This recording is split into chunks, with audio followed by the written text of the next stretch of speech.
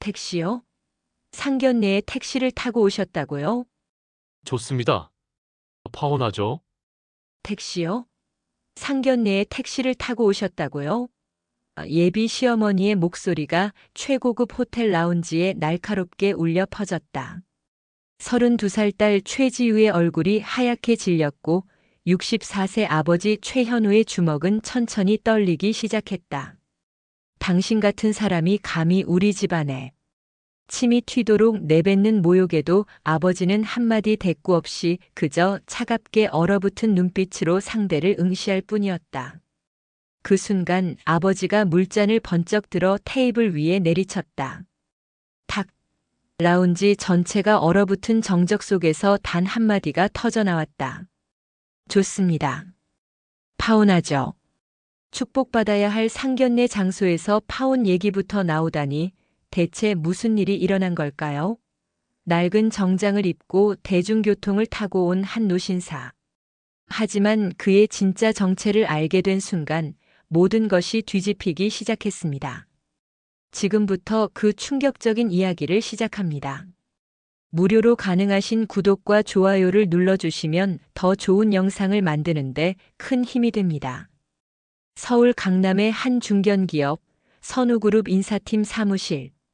오전 9시 직원들이 하나둘씩 출근의 자리에 앉는다. 컴퓨터를 켜고 커피를 마시며 오늘 할 일을 확인한다. 최지유 32세도 그중 한 명이었다. 지유 씨, 어제 그 보고서 다 정리했어요? 옆자리 선배가 물었다. 네, 이따가 팀장님께 드릴게요. 지유는 환하게 웃으며 대답했다. 평범한 대화, 평범한 일상, 평범한 직장인의 하루였다. 점심시간이 되자 동료들과 함께 회사 근처 식당으로 향했다. 8,000원짜리 김치찌개 정식을 주문하고 다 함께 둘러앉아 회사 이야기, 연애 이야기, 주말 계획 이야기를 나눴다. 지우는 이런 순간들이 좋았다. 그저 평범한 직장인 최지우로서 살아가는 시간들이. 하지만 지우에게는 아무도 모르는 비밀이 있었다. 그녀의 아버지 최현우 64세는 국내 5대 재벌 중 하나인 태산그룹의 창업주이자 현 회장이었다. 자산 규모만 수조 원에 달하는 거대 기업의 수장. 전국에 50개가 넘는 계열사를 거느리고 직원만 3만 명이 넘는 그룹의 총수였다. 지우는 어린 시절부터 재벌가의 딸로 자랐다. 경호원이 따라다녔고 친구를 사귀기도 쉽지 않았다. 사람들은 최지우가 아닌 태산그룹 회장의 딸만 봤다. 대학 진학도 동아리 활동도 심지어 연애도 그 타이틀에서 자유로울 수 없었다. 아빠, 저 집 나갈래요. 대학 졸업 후 지우는 아버지에게 선언했다. 현우는 딸을 조용히 바라봤다. 이유가 뭐니? 단 한 번만이라도 최지우로 살고 싶어요. 태산그룹 회장의 딸이 아니라 그냥 저로요. 현우는 한참을 고민했다. 딸의 눈빛이 진심이라는 걸 알았다. 알았다. 하지만 조건이 있어. 힘들면 언제든 돌아와. 그리고 매주 일요일엔 꼭 아빠 얼굴 보여줘. 지우는 아버지를 꼭 껴안았다. 고마워요, 아빠. 지우는 작은 원룸을 얻어 독립했다. 이력서를 쓸 때 학력란에는 솔직히 적었지만 가족사 학란에는 아버지 중소기업 임원 퇴직이라고만 적었다. 거짓말은 아니었다. 태산그룹도 처음엔 작은 중소기업이었으니까. 다만 지금은 그 작은 회사가 대기업이 되었을 뿐. 취업 준비를 하면서 지우는 의도적으로 태산그룹 계열사를 피했다. 대신 중견기업인 선우그룹에 지원했고 자신의 실력으로 당당히 합격했다. 입사 후 3년 그녀는 성실한 직원으로 인정받았다. 누구도 그녀의 진짜 배경을 몰랐다. 1년 전 가을 회사에서 진행하는 직무 교육에 참석했을 때였다. 안녕하세요. 저는 선우건설 강민준입니다. 강단에 선 남자가 밝게 웃으며 자기소개를 했다. 강민준 35세, 선우그룹 계열사인 선우건설의 차장이었다. 교육이 끝난 후 휴게실에서 우연히 마주쳤다. 오늘 교육 어떠셨어요? 민준이 먼저 말을 걸었다. 유익했어요. 특히 프로젝트 관리 파트가 좋았어요. 지우가 대답했다. 그렇게 대화가 시작되었다. 민준은 달랐다. 그는 지우를 편하게 대했다. 과도하게 친절하지도 거리를 두지도 않았다. 그저 한 명의 동료로 한 명의 사람으로 대했다. 지우 씨는 뭔가 특별한 게 있어요. 어느 날 민준이 말했다. 다른 사람들과 달라요. 진심이 느껴져요. 그 말이 지우의 마음을 녹였다. 평생 태산그룹 회장의 딸로만 평가받았던 그녀에게 민준의 그 한마디는 특별했다. 그는 최지우라는 사람을 봐주고 있었다. 교제가 시작되었다. 민준은 세심하고 다정한 남자친구였다.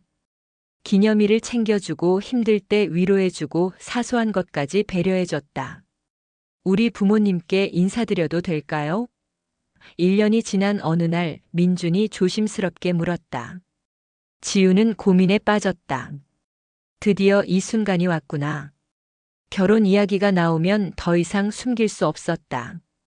아버지의 정체를 밝혀야 할까? 아니면 끝까지 숨겨야 할까? 그날 밤 지우는 아버지를 찾아갔다. 태산그룹 본사 건물 최고층 40층 전체를 차지하는 회장실. 통유리창 너머로 서울 야경이 한눈에 내려다 보였다.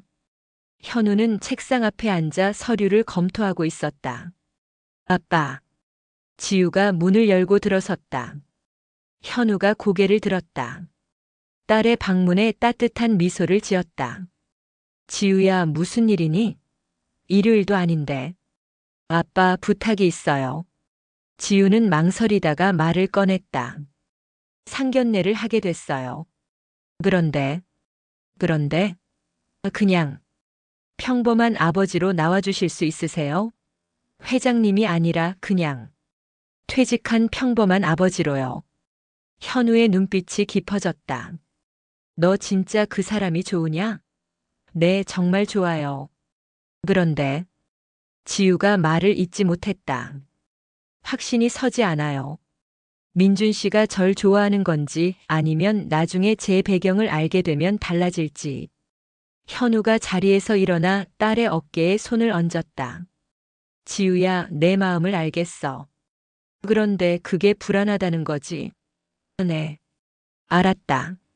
아빠가 확인해 줄게. 뭘요? 그 사람이, 그 집안이 우리 딸을 어떻게 대하는지. 돈이 있을 때가 아니라 없을 때, 힘이 있을 때가 아니라 없을 때, 사람의 진짜 모습이 나오는 법이야. 상견례 날짜가 잡혔다. 장소는 서울 최고급 호텔 중 하나인 더 프레스티지 스카이라운지. 민준의 어머니 박선영 58세의 직접 예약한 곳이었다. 평일 점심 예약이 최소 3개월은 대기해야 하는 곳이었다. 어머, 거기요? 너무 부담스러운데. 지우가 민준에게 말했다. 괜찮아요. 우리 어머니가 좋은 곳에서 하고 싶어 하셔서요. 지우 씨 아버님도 좋아하실 거예요. 지우는 불안했다. 아버지의 시험이 어떻게 진행될지 알 수 없었다. 하지만 한편으로는 기대도 했다. 민준과 그의 가족이 진심으로 자신을 대해준다면 그들 앞에서 진실을 밝힐 용기가 생길 것 같았다. 상견례 전날 저녁 현우는 오래된 옷장을 뒤졌다. 서랍 깊숙한 곳에서 20년 전 입었던 회색 양복을 꺼냈다. 어깨선이 약간 낡았고 단추도 요즘 유행과는 거리가 멀었다. 구두도 오래된 것으로 골랐다. 밑창이 닳았지만 깨끗하게 관리된 구두. 그리고 지갑에서 모든 카드를 빼냈다. 블랙카드, 골드카드, 플래티넘 카드. 대신 일반 체크카드 한 장만 넣었다. 그것도 한도를 50만 원으로 낮춰놓은 카드였다. 아빠, 정말 이렇게 하실 거예요? 지우가 걱정스럽게 물었다. 현우가 딸을 바라보며 잔잔하게 웃었다. 걱정 마. 아빠가 초라해 보여도 그게 진짜 사람을 확인하는 방법이야. 겉모습이 아니라 내면을 보는 사람인지 말이야. 그날 밤 지우는 잠을 이루지 못했다. 내일이면 모든 게 분명해질 것이었다. 민준과 그의 가족이 어떤 사람들인지, 그리고 자신의 선택이 옳았는지. 상견례 당일 아침 가을 하늘이 유난히 맑고 높았다. 지우는 아버지와 함께 약속 장소로 향했다. 그런데 현우는 집 앞에서 택시를 불렀다. 아빠 차는요?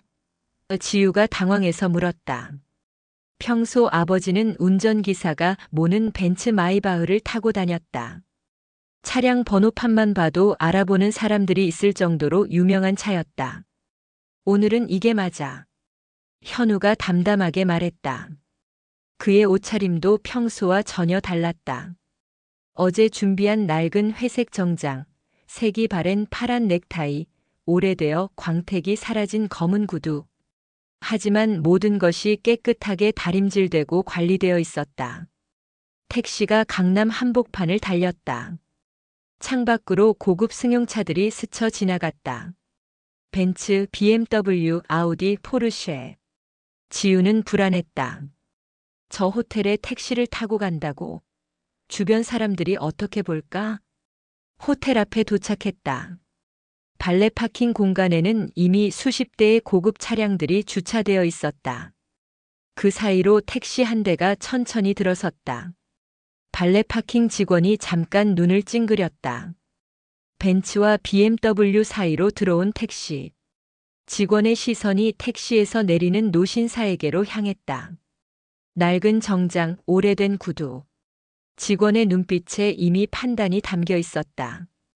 여기가 아무나 오는 곳인데. 지우는 그 눈빛을 놓치지 않았다. 가슴이 답답했다. 하지만 현우는 전혀 개의치 않는 표정이었다. 그는 태연하게 호텔 정문으로 걸어갔다. 로비를 지나는 동안에도 사람들의 시선이 느껴졌다. 화려한 샹들리에 아래 대리석 바닥 위를 걷는 낡은 정장의 노신사. 그는 분명 이 공간과 어울리지 않아 보였다. 엘리베이터를 타고 최상층으로 올라갔다. 지우의 심장이 점점 더 빠르게 뛰었다. 층수를 나타내는 숫자가 하나씩 올라갈 때마다 긴장감도 함께 올라갔다. 마침내 최고층에 도착했다. 문이 열리자 넓은 복도가 나타났다. 복도 끝에 있는 커다란 문, 스카이라운지라는 금색 글씨가 새겨진 문 앞에서 직원이 기다리고 있었다. 예약하신 분 성함이 어떻게 되시나요? 강민준 이름으로 예약되어 있을 겁니다. 직원의 태도가 확 달라졌다. 강씨 성을 가진 선우그룹 일가의 예약이라는 것을 확인하자 표정이 한결 부드러워졌다. 문이 열렸다. 넓은 라운지 안에 이미 세 사람이 앉아 있었다. 통유리창 너머로 서울 전경이 파노라마처럼 펼쳐져 있었다. 남산타워가 보이고 한강이 유유히 흐르고 빌딩 숲이 햇살을 반사하며 반짝이고 있었다. 테이블에는 민준의 아버지 강우진 60세, 어머니 박선영, 그리고 민준이 앉아 있었다. 우진은 선우그룹의 부회장이었다. 회색 머리를 깔끔하게 넘긴 그는 전형적인 사업가의 모습이었다. 날카로운 눈빛, 굳게 담은 입술, 팔짱을 낀 자세. 선영은 화려했다. 샤넬 트위드 재킷, 에르메스 버킨백, 까르띠에 시계와 목걸이. 그녀의 차림새만으로도 이 집안의 재력을 짐작할 수 있었다. 민준이 가장 먼저 자리에서 일어났다. 지우 씨, 어서 오세요. 아버님도 오셨네요. 그의 목소리는 평소처럼 부드럽고 다정했다. 지우는 그 목소리에 조금 안심이 되었다. 그래, 민준은 여전히 민준이야. 하지만 그 안도감은 오래가지 못했다. 선영이 자리에서 일어나지도 않은 채 현우를 위아래로 훑어봤다. 그녀의 시선이 현우의 정장 어깨선에서 멈췄다가 낡은 넥타이로 내려갔다가 색이 바랜 구두에서 머물렀다. 마치 물건을 감정하듯 가격표를 확인하듯 그렇게. 어머, 택시 타고 오셨어요? 선영의 입에서 나온 첫 마디였다. 인사도 아니고 반가움도 아니고 날카로운 확인이었다. 지우의 등줄기로 찬 기운이 흘렀다. 시작부터 이런 식이라니. 그녀는 아버지를 힐끔 쳐다봤다. 네, 택시로 왔습니다. 현우의 대답은 담담했다. 변명도 없고 설명도 없었다. 그저 사실을 말했을 뿐이었다. 선영의 입꼬리가 실룩거렸다. 비웃음일까 경멸일까? 아마 둘 다였을 것이다. 상견례가 무슨 장난이에요? 택시를 타고 오시다니. 그것도 이런 호텔에. 선영의 목소리가 라운지에 울려 퍼졌다. 지우는 얼굴이 화끈거렸다. 창피해서가 아니었다. 분노 때문이었다. 어떻게 처음 만나는 자리에서 이런 말을 할 수 있는 거지?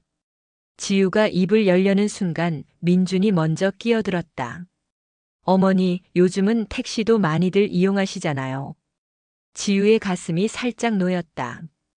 그래, 민준이 이렇게 말해주니까 다행이야. 하지만 민준의 다음 말이 그 기대를 무너뜨렸다. 물론 우리 집안 체면도 있으니까요. 앞으로는 조금 더 신경 써주시면 감사하겠습니다. 지우는 순간 귀를 의심했다. 체면? 지금 민준 입에서 그 말이 나왔다고. 민준의 얼굴을 바라봤다. 여전히 부드러운 미소를 짓고 있었지만 지우의 눈에는 그 미소가 달라 보였다. 진심이 담긴 미소가 아니라 상황에 맞춰 연기하는 얼굴 같았다. 현우는 아무 말 없이 조용히 자리에 앉았다. 그의 표정은 여전히 평온했지만 지우만은 알 수 있었다. 아버지도 지금 이 상황을 낱낱이 읽고 있다는 것을. 웨이터가 다가와 메뉴판을 건넸다. 금박으로 장식된 두꺼운 가죽 메뉴판이었다. 한 페이지 한 페이지가 고급스러웠다. 아버님, 뭐 드시고 싶으신 거 있으세요? 이 호텔 스테이크가 유명한데 한식 코스도 괜찮습니다. 민준이 공손하게 물었다. 현우가 메뉴판을 천천히 넘기며 대답했다. 아무거나 괜찮습니다. 젊은 분들이 정하세요. 그 순간 선영이 코웃음을 쳤다. 작은 소리였지만 조용한 라운지 안에서는 또렷하게 들렸다. 아무거나요? 이런 자리에서 아무거나가 어디 있어요? 입맛에 안 맞으실 수도 있는데. 선영의 말투에는 배려가 아닌 빈정거림이 묻어 있었다. 마치 이런 고급 음식을 먹어본 적이 없을 테니까라고 말하는 듯한 뉘앙스였다. 지우는 손톱이 손바닥에 파고드는 것도 모른 채 주먹을 꽉 쥐었다.